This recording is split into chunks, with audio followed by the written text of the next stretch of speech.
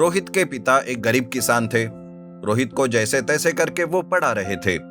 College का आखिरी साल था और फीस भी भरनी थी। तब रोहित अपने पिता के पास जाकर कहता है, पिताजी, कॉलेज में 50,000 रुपए भरने हैं। अगर आज फीस नहीं भरी तो मैं परीक्षा नहीं दे पाऊंगा और मेरी सालों की मेहनत बर्बाद हो जाएगी। ठीक है बेटा, लेकिन मेरे पास इतने पैसे नहीं है। सूखे के कारण फसल नहीं हुई और आमदनी भी नहीं। मैं बहुत परेशान हूं, नहीं तो मैं तुम्हें कब का पैसे दे देता। इस बार बेटा तू ही कहीं से इंतजाम कर ले। उस दिन से रोहित भी पैसों के लिए परेशान था। वो अपने दोस्तों से मदद मांगता है, पर वहां से भी कोई उसे मदद नहीं मिलती। रोहित को अपने पिताजी पर बहुत गुस्सा आता है। मैं क्यों ऐसे गरीब घर में पैदा हुआ? अब क्या मैं पढ़ाई छोड़कर काम करूं? पिताजी ने तो हाथ ही खड़े कर दिए, अब कहाँ जाऊं?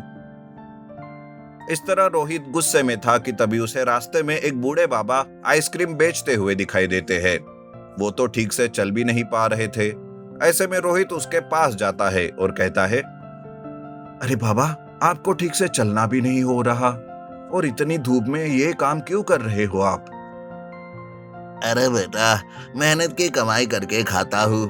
मुझे ऐसी ही मिली हुई रोटी ज्यादा स्वादिष्ट लगती है और मैं बूढ़ा हुआ तो क्या हुआ, किसी पर बोझ नहीं बनना चाहता। बूढ़े बाबा की मेहनत की बात सुनकर रोहित को अपनी सोच पर शर्म आती है और वो कहता है, अगर बाबा बूढ़े होने पर भी काम कर सकते हैं तो फिर मैं क्यों नहीं कर सकता? मैं तो हट्टा कट्टा हूं। अब मैं भी फीस का इंतजाम खुद करूंगा। ऐसा सोचकर दूसरे दिन से रोहित आइसक्रीम बेचने का काम शुरू करता है। वो गांव-गांव जाकर आइसक्रीम बेचने लगता है। एक बार तो गांव के चौराहे पर वो आइसक्रीम बेच रहा था। तब उसे उसके कॉलेज में पढ़ने वाले दोस्त देख लेते हैं। उनमें से मदन भी उसे देख लेता है। वो अमीर घर के होने के कारण उसे बड़ा घमंड था। रोहित को देखकर वो सोचता है, अरे ये तो रोहित है। कॉलेज में सब इस गरीब की बेवजह तारीफ करते रहते हैं। आज इसका अच्छा मजा लेने का मौका मिला है। ये सोचकर मदन रोहित के पास जाता है। आइसक्रीम खरीदने के बजाय वो रोहित से बकवास बातें करने लगता है और ग्राहकों का समय रहता है। तब रोहित उसे कहता है, देख मदन, मुझे तुमसे कोई बात नहीं करनी।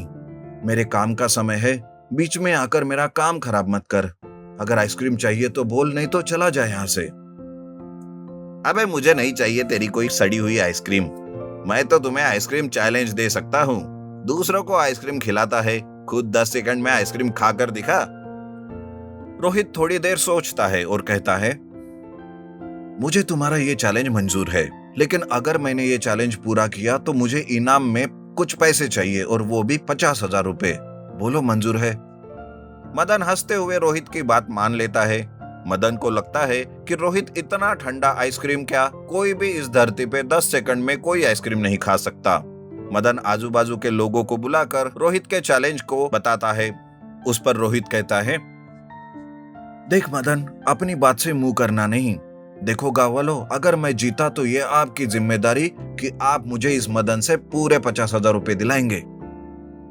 इस तरह लोग भी मान जाते हैं, मदन भी मान जाता है। मदन मोबाइल में 10 सेकंड्स का टाइम लगाता है। रोहित ठंडा आइसक्रीम निकालकर खाने लगता है। सारे गांव वाले भी देखते रहते हैं और ये क्या, देखते देखते रोहित 9 सेकंड में ही पूरा का पूरा आइसक्रीम खा लेता है। गांव वाले रोहित के लिए तालियां बजाते हैं। अब रोहित को 50,000 रुपए देने पड़ेंगे। इस बात से डरकर मदन भागने की कोशिश करता है। तब गांव वाले मदन को पकड़कर रोहित को पैसे देने के लिए मजबूर करते हैं। इस तरह मदन रोहित को 50,000 रुपए दे देता है। समुद्रपुर नाम के एक शहर में राजेंद्र नाम का एक आदमी अपने परिवार के साथ रहता था। राजेंद्र एक नारियल बेचने की दुकान चलाता था, लेकिन वो अकेला नारियल बेचने वाला नहीं था। उसके सामने ही एक दूसरा नारियल बेचने वाला भी था। उसका नाम जगदीश था। जगदीश एक कपटी इंसान था। दूसरों की दुकान बंद करने की हमेशा उसकी कोशिश रहती थी। वो हमेशा इसी फिराक में रहता कि कैसे दूसरों का व्यापार खराब करे और अपना सुधारे। राजेंद्र अपनी दुकान पर अच्छे अच्छे और ताज़ा नारियल बेचता है, लेकिन जगदीश लालच में आकर खराब हो चुके नारियल को भी चिल्ला चिल्ला कर राजेंद्र के माल की बुराई करके बेचता था। ले लो भाई, ले लो, नारियल ले लो। समुद्रपुर का सबसे अच्छा माल। इसे रास्ते का माल सस्ता समझकर मत लेना। खास आपके लिए चुनिंदा नारियल लाया हूँ। जल्दी करो, आओ आओ। जगदीश के इस तरह चिल्लाने से काफी सारे कस्टमर राजेंद्र की तरफ आते आते जगदीश के तरफ चले जाते हैं और इस तरह से राजेंद्र का बहुत नुकसान हो जाता है। एक दिन राजेंद्र का दोस्त नरेश वहां पर आता है। वो देखता है कि जगदीश अपने नारियल बेचने के लिए चिल्ला रहा था। ये देखकर नरेश उसे कहता है, अरे राजेंद्र, तू तो जगदीश से अच्छे नारियल रखता है, फिर भी लोग उसकी दुकान में ही क्यों जाते हैं यार? यही तो इस समाज का दुर्भाग्य है नरेश। लोग किसी की भी बातें सुनकर उनके बहकावे में आते हैं और बिना जांचे परखे या अपना दिमाग लगाए चीज खरीदते हैं। लोग अक्सर दिखावे पर ही जाते हैं, ये नहीं परखते कि क्या सही है और क्या गलत। तो उसके जैसे ही चालाकी करके तू क्यों नहीं बेचता नारियल? मुझ में और उसमें फर्क है। मैं अपना धंधा चलाने के लिए लोगों की जान से खेल नहीं सकता। ये मेरे उसूल के खिलाफ है।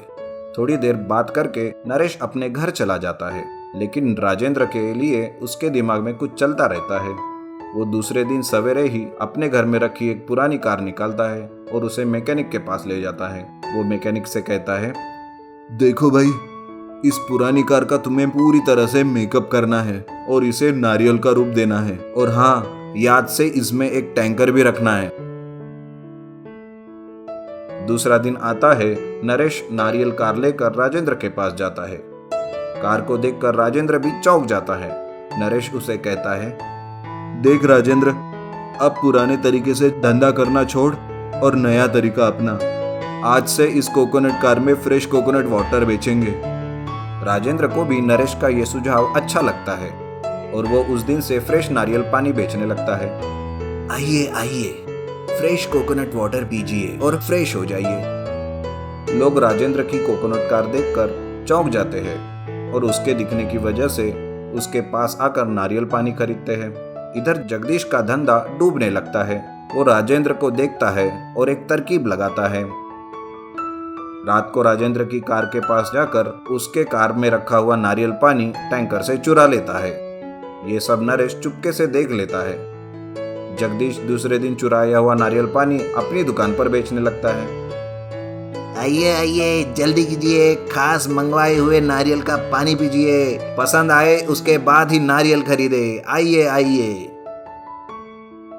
ये देखकर लोग मुफ्त में नारियल पानी पीने लगते हैं और उसके बाद ही नारियल खरीदते हैं। नरेश उसकी हरकत देखकर एक आइडिया लगाता है और रात में टैंकर में खराब बदबूदार पानी डालकर रखता है। थोड़ी ही देर में जगदीश राजेंद्र की कार से नारियल पानी चुरा कर लेके जाता है। दूसरे दिन, आइए आइए भाइयों और आप सबकी बहनों, जल्दी से फ्रेश नारियल पानी पी लो। थोड़ी ही देर में जगदीश से नारियल पानी खरीदने लोगों की लाइन लग जाती है। एक आदमी आता है और पानी पीता है, लेकिन उसे पानी बिल्कुल भी पसंद नहीं आता। वो जगदीश के मुंह पर पानी फेंक के मारता है और कहता है, अरे ये नारियल पानी है या एरंडे का तेल? इतना घटिया नारियल पानी जाकर अपने बाप को पिला। बाकी के लोग भी उस नारियल पानी को फेंक देते हैं और मिलकर जगदीश की पिटाई करते हैं और सभी लोग जाकर राजेंद्र की दुकान से अच्छे और ताजे नारियल लेते हैं। और उस दिन से वो नरेश के साथ मिलकर कोकोनट कार पर ही नारियल के साथ उसका पानी भी बेचता है। बुंदेलखंड नाम के एक गांव में विराज नाम का आदमी अपनी पत्नी सुमन के साथ रहता था। विराज एक मैकेनिक था जो गांव में ही एक गराज में काम करता था। उसके साथ उसके दो दोस्त पुष्पिंदर और सुरिंदर भी काम करते थे। विराज रोज सवेरे नाश्ता करके दोपहर का खाना लेकर काम पर जाता था। एक दिन सुमन विराज को नाश्ते में समोसा देती है। विराज वो खाते हुए कहता है, अरे वाह, ये कौन सा समोसा है सुमन? आज तक इतना बढ़िया समोसा मैंने नहीं खाया। अजी क्या बात कर रहे हो? ये समोसा तो हमेशा के जैसे ही बनाया है। नहीं नहीं सुमन, आज के समोसे में कुछ अलग ही बात है। कुछ तो नया है इसमें। अच्छा, तो आपने पकड़ ही लिया। दरअसल कल रात बचा हुआ चिकन मैंने समोसे में डाला और चिकन समोसा बनाया। ये तो बहुत ही स्वादिष्ट है सुमन। तुम्हारी कलाकारी ने कमाल किया। एक काम करो, अगर कुछ चिकन समोसे बचे हो तो मुझे डिब्बे में देना। आज दोस्तों को भी खिलाऊंगा। सुमन विराज को डिब्बे में कुछ चिकन समोसे देती है और विराज काम पर निकल जाता है। दोपहर खाने के समय अपने दोस्त और मालिक को भी वो चिकन समोसे देता है। सभी चिकन समोसे खाकर बहुत तारीफ करते हैं। तभी विराज का मालिक कहता है, अरे विराज, तुम्हारी पत्नी के हाथों में तो जादू है, जादू। क्या कमाल के चिकन समोसे बनाए हैं, वाह वाह, खाकर मजा आ गया। आगे भी कभी बनाओगे तो मेरे लिए जरूर लाना। मालिक के बाद पुष्पिंदर और सुरिंदर भी चिकन समोसे की बहुत तारीफ करते हैं। शाम होती है, विराज घर आता है और सुमन से कहता है, अरे पता है सुमन, आज तुम्हारे चिकन समोसे की तो बहुत तारीफ हुई है। अब मुझे हमेशा टिफिन में चिकन समोसे ही दिया करो। अच्छा जी, अगर रोज रोज टिफिन में चिकन समोसे दिया करूंगी तो हमारा दिवाला ही निकल जाएगा। लेकिन मैं सिर्फ आपके लिए हफ्ते में 2 बार तो भी चिकन समोसे बना कर दूंगी। ऐसे ही सुमन विराज को हफ्ते में 2 बार चिकन समोसे देती है। लेकिन जब भी वो चिकन समोसे लेकर जाता तो टिफिन से चिकन समोसे गायब रहते। विराज समझ नहीं पा रहा था कि आखिर चिकन समोसे कहाँ गायब हो रहे थे। कुछ हफ्ते यूं ही बीत जाते हैं। फिर एक दिन विराज सुमन से कहता है, अरे सुमन सुनो, मुझे तुम्हें एक बात बतानी है। हाँ जी बोलिए, क्या बात है? तुम जो चिकन समोसे देती थी वो ना जाने कैसे टिफिन से गायब हो रहे हैं। मुझे समझ नहीं आ रहा है कि ये कैसे हो रहा है। सुमन थोड़ा सोचती है और कहती है, सुनिए, मैं कल आपको फिर से चिकन समोसे दूंगी, लेकिन इस बार चिकन समोसे में मैं जमाल गोटा डालूंगी और ऐसा काला रंग डालूंगी कि जिसे खाने के बाद उसका मुंह काला काला हो जाएगा। उससे पता ही चल जाएगा कि चिकन समोसे कौन चुरा रहा है। दूसरे दिन सुमन विराज को कहे मुताबिक चिकन समोसे देती है, जिसमें जमाल गोटा और काला रंग मिलाया रहता है। विराज काम पर जाता है और जैसे ही दोपहर की छुट्टी होती है, विराज देखता है कि चिकन समोसे गायब है। तभी उसे चिल्लाने की आवाज आती है। वो देखता है कि सुरिंदर पेट पकड़कर जोर जोर से चिल्ला रहा है, हाय रे मेरा पेट, अरे बहुत दर्द हो रहा है, अरे हाय रे। विराज उसके पास आता है और सुरिंदर को पेट दर्द से कराहते हुए देखता है। तभी विराज की नजर सुरिंदर की जुबान पर पड़ती है, जो पूरी तरह काली होकर रहती है। ये देखकर विराज कहता है, अच्छा बेटा सुरिंदर, तो चिकन समोसा चोर तुम हो। तभी सुरिंदर कहता है, अरे मुझे माफ कर मेरे भाई, मुझसे गलती हुई। क्या करूं, चिकन समोसा था ही इतना स्वादिष्ट कि मुझसे रहा नहीं जा रहा था। इसलिए जब भी तुम टिफिन में चिकन समोसे लेकर आते थे, मैं ही उसे चुराता था। अब मुझे माफ करो और कृपया करके इस पेट दर्द से बचा मेरे भाई। विराज उसे कराहते हुए देख उसे माफ कर देता है और उसे एक दवाई देकर दूसरे दिन उसे खुशी से चिकन समोसा खिलाता है।